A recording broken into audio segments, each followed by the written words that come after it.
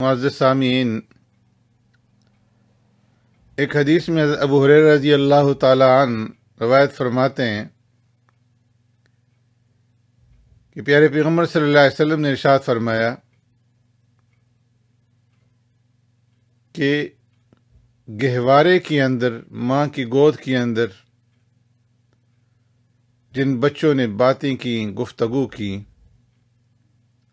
उनमें से एक हज़रत ईसा अलैहिस्सलातु वस्सलाम है और एक का नाम जुरैज है।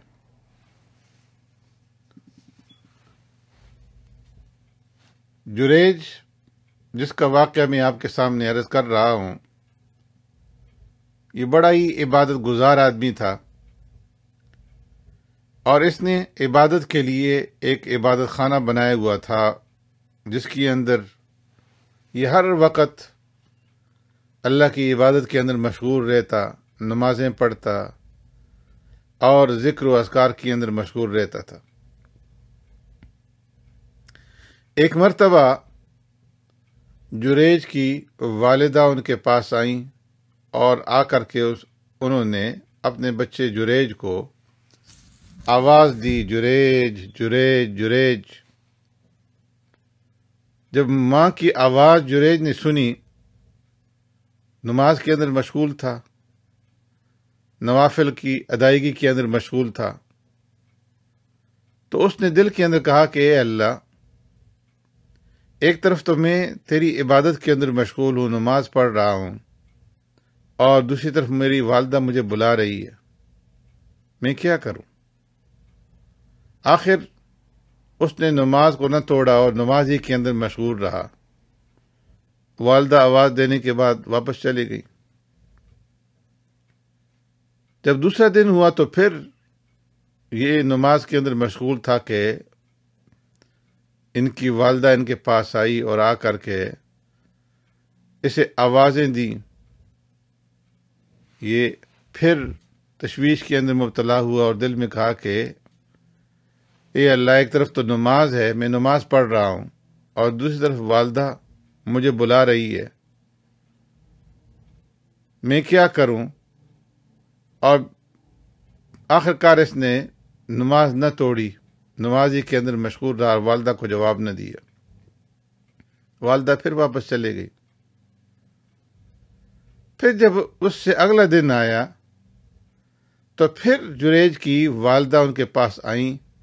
ये बदस्तूर नमाज के अंदर मशगूल थे। वालिदा ने आवाज़ें दी कि ओ जुरैज।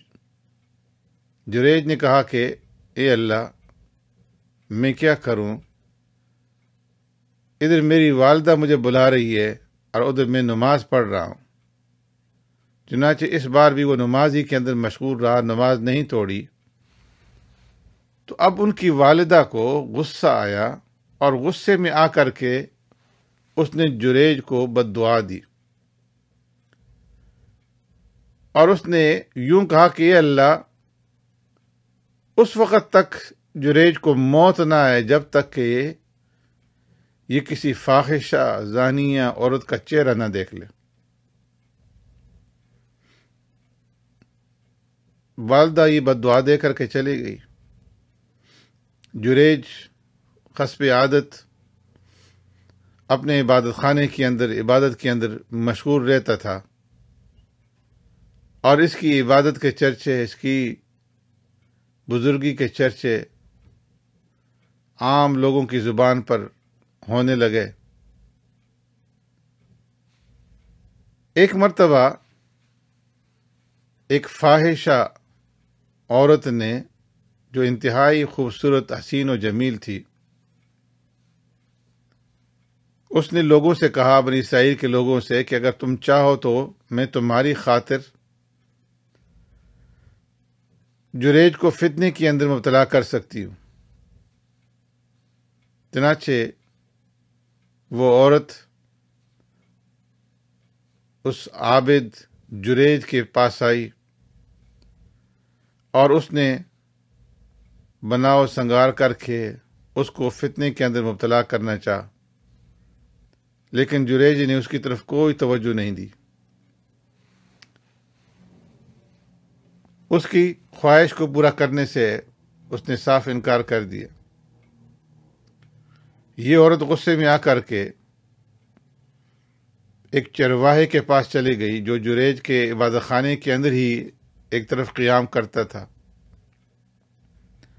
اس عورت نے اس چرواہے کے پاس جا کر کے اپنے آپ کو اس کے سامنے پیش کیا، اس کو اپنے اوپر قابو دیا، اور اس چرواہے نے اس کے ساتھ بدفعلی کی، جس کے نتیجے میں یہ حاملہ ہو گئی، اور اس نے اپنے حمل کی تہمت جریج کے اوپر لگا دی۔ جب بچہ پیدا ہوا تو اس نے تہمت لگائی کہ یہ جریج کا بچہ ہے۔ اب جب لوگوں کو معلوم ہوا کہ بظاہر تو یہ بڑا نیک اور پارسا بنا ہوا ہے اور اس نے اس گناہ کا ارتکاب کیا ہے، زنا کاری کے اندر مبتلا ہوا ہے، تو انہوں نے آ کر کے جریج کو مارا پیٹا اور اس کا جو عبادت خانہ تھا اسے توڑ دیا۔ جریج نے پوچھا کہ کیا ماجرا ہے؟ تو لوگوں نے کہا کہ تم نے فلاں عورت کے ساتھ بدکاری کی ہے جس سے بچہ پیدا ہوا ہے۔ جریج نے لوگوں سے پوچھا کہ وہ بچہ کہاں ہے؟ چنانچہ وہ اس بچے کو لے کر کے جریج کے پاس آئے۔ اس نے پہلے 2 رکعت نماز نفل ادا کی، اور نماز سے فارغ ہونے کے بعد بچے کی طرف متوجہ ہوا، اس کے پاس آیا اور اس سے پوچھا کہ اے بچے بتاؤ تمہارا باپ کون ہے؟ اللہ رب العزت نے اس بچے کو گویائی عطا فرما دی اور وہ بول پڑا کہ میرا باپ فلاں چرواہا ہے۔ جب اس بچے نے گواہی دی جریج کی پاک دامنی کی تو لوگ بڑے شرمندہ ہوئے اور ان سے معافی مانگی، اور جو عبادت خانہ ان کا توڑ دیا تھا اسے انہوں نے دوبارہ تعمیر کیا۔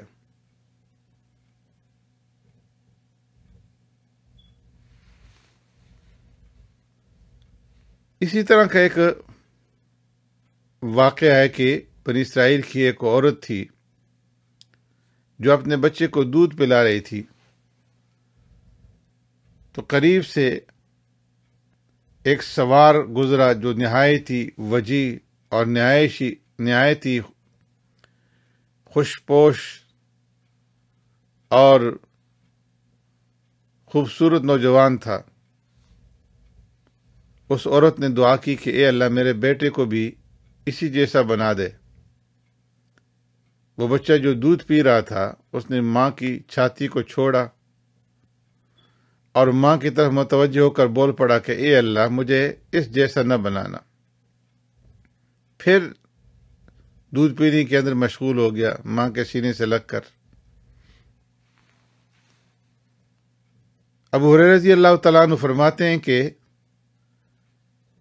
پیارے پیغمبر صلی اللہ علیہ وسلم نے جب یہ واقعہ بیان فرمایا تو یہ ایسا ہے کہ جیسے اس وقت بھی میں دیکھ رہا ہوں کہ پیارے پیغمبر صلی اللہ علیہ وسلم اپنی انگلی مبارک جو ہے وہ چوس رہے ہیں۔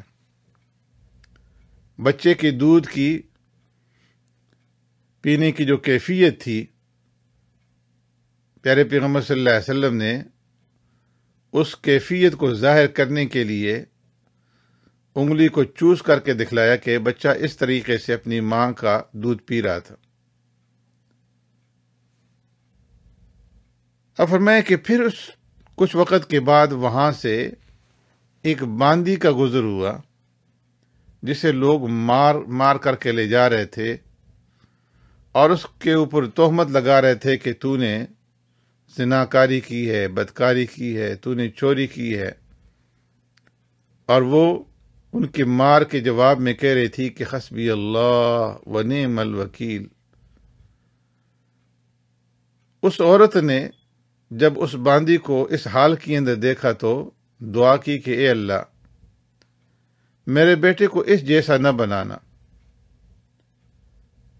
بچے نے فوراً دودھ چھوڑا اور ماں کی طرف دیکھ کر کہا کہ اے اللہ مجھے اسی جیسا بنا دے۔ پھر ماں نے بچے سے پوچھا کہ ایک خوش لباس اور وجیح آدمی گزرا، میں نے کہا کہ اے اللہ میرے بچے کو اس جیسا بنا دے، مگر تم نے کہا کہ اے اللہ مجھے اس جیسا نہ بنانا۔ پھر اس باندی کو جسے لوگ قریب سے لے کر کے جا رہے تھے اور مار رہے تھے اور کہہ رہے تھے کہ یہ زانی ہے، چورنی ہے، میں نے دعا کی کہ اے اللہ میرے بیٹے کو اس جیسا نہ بنانا، مگر تم نے کہا کہ اے اللہ مجھے اسی جیسا بنا دے۔ تو اس کی وجہ کیا ہے؟ اللہ، بچے نے کہا کہ وہ سوار نوجوان جو وجیح اور خوش شکل تھا وہ ظالموں میں سے ایک ظالم تھا، اس لیے میں نے دعا کی کہ اے اللہ اس جیسا مجھے نہ بنانا۔ اور یہ باندی جسے لوگ مار مار کر کے لے جا رہے تھے اور اس کے اوپر تہمت اور الزام لگا رہے تھے چوری کی اور زناکاری کی، حالانکہ نہ تو اس نے کوئی زنا کیا نہ چوری کی تھی، اس لیے میں نے دعا کی کہ اے اللہ مجھے اسی جیسا بنا دے۔ ان دونوں واقعات سے جو ہمیں سبق ملتا ہے، ایک تو یہ کہ والدین کے ساتھ حسن سلوک کیا جائے، اور بالخصوص والدہ کے ساتھ نیک سلوک کی عظمت ظاہر ہوئی۔ اس لیے فرمایا کہ اگر والدین تمہیں آواز دیں اور تم نفل عبادت کے اندر مشغول ہو تو نوافل کو توڑ دو اور اس کا جواب دو۔ دوسری بات اس سے یہ معلوم ہوئی کہ بد دعا جو ہے ماں باپ کی وہ قبول ہوتی ہے۔ اسی طرح ان واقعات سے یہ معلوم ہوا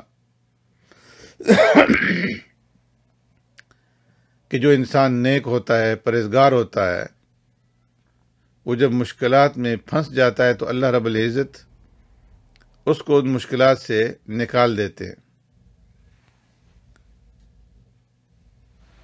اور یہ بھی ادب معلوم ہوا کہ پریشانی کے وقت پہلے اللہ رب العزت کی طرف رجوع کرنا چاہیے اور وضو کر کے نماز پڑھنا مستحب ہے۔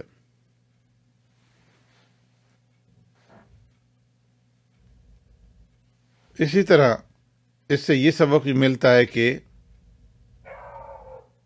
اپنے ماتحت آدمی سے اگر کوئی خلاف ادب کوئی کام سرزد ہو تو اس کے ساتھ نرمی والا معاملہ اور سلوک کرنا چاہیے۔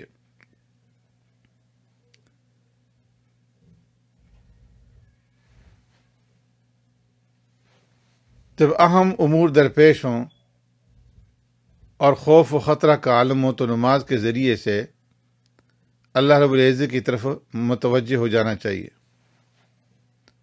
اس حدیث سے حضرت جریج کی قوت ایمانی اور اللہ تبارک و تعالی سے توقع اور امید کی صحت بھی معلوم ہوئی، اس لیے کہ ایک چھوٹا بچہ ان کی صداقت اور ان کی سچائی کی گواہی دینے کے لیے بول پڑا، حالانکہ عام طور پر اتنا چھوٹا بچہ جو ہے وہ نہیں بولتا۔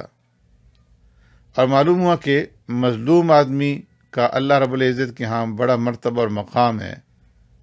اگر یہ بات نہ ہوتی تو وہ دودھ پیتا بچہ کبھی یہ دعا کرنا پسند نہ کرتا کہ اللہ رب العزت اس کو اس باندی جیسا بنا دے۔ اور معلوم ہوا کہ ظالم جو ہے وہ اللہ رب العزت کی رحمت سے دھتکارا ہوا ہے، اسی وجہ سے اس دودھ پیتے بچے نے اللہ رب العزت سے یہ دعا کی کہ مجھے اس ظالم جیسا مت بنانا۔